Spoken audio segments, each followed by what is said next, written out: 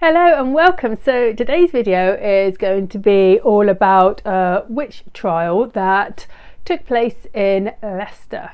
The year 1616 was not a great year for the village of Husbands Bosworth near Leicester, for this was the year that the witch trials came. 13-year-old John Smith suffered from violent fits during which he was incredibly strong. Multiple men had been unable to hold him down. He made strange noises and would beat himself with superhuman strength, sometimes up to 300 times at once, but not be injured. And he would also write in Greek and Hebrew characters. His parents worried that he may have been possessed, so they brought in 9 healers from the village to try and heal their son.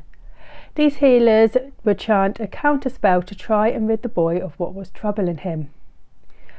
I such a one charge the horse, if ye be a witch, that thou come forth of the child. If the healers did not speak the chant, then John would cry out in pain. Even though they were trying to help him, John accused the 9 women of being witches who had possessed him with their familiars. He was able to list all the animals that were the witches' familiars: a horse, a cat, dog, pulmar, fish and code. And John also made the animal noises when they possessed him. Judges Sir Humphrey Winch and Sir Ranulph Crewe arrested the 9 women John had accused. They were all put on trial. These 9 women, who we know nothing about, not even their names, were found guilty of possessing John and were hanged the same day. A few months later, John accused 6 more women of being witches. These women were put into prison to await trial. About a month after John made his accusations, King James I was passing through the area when he heard about the witch trials there. James was a strong believer in witches, especially after the witches of North Berwick, Scotland, admitted to causing a storm to prevent James from marrying his wife Anne of Denmark. James's fascination with witches was so great that he even wrote a book about them. James asked to meet John and questioned him. James was suspicious about what John was saying and suspected him of making the whole thing up. He sent John to speak with the Archbishop of Canterbury. The Archbishop thought the same thing as James. In the end, John admitted that he had falsely accused the women of being witches. The women who were still in prison were pardoned and released, though only 5 of them actually left the jail, as one of the women had died in the prison. It was reported that she had told the jailer that she was in concert with her familiar and with the other accused witches to torment Smith.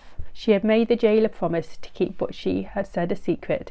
The next day she was dead. So after this witch trial, judges became very wary of trusting people's testimonies, especially children, during the witch trial. So because of the trial, and literally because the king had basically said it was all fake, the reputation of the judges in the trial was severely damaged. And also the mickey was taken out of the trial as well, because the playwright Ben Jonson wrote a satirical comedy about the whole story called The Devil is an Ass. But who was John Smith and what was the matter with him? So John Smith was not really a commoner. He wasn't low-born. He had no need to fake anything for money or for any sort of fame or attention or anything like that. He had a bit of noble blood in him. His father was Sir Roger Smith and his grandfather was Sir Erasmus Smith,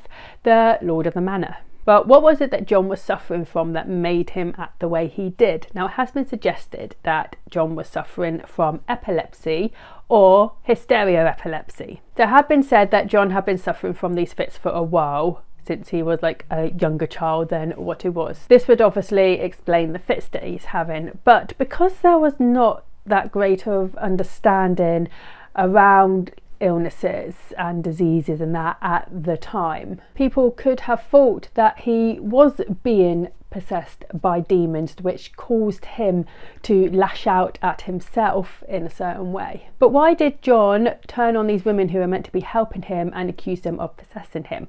Oh, he could have actually thought that they were healers or like cunning women.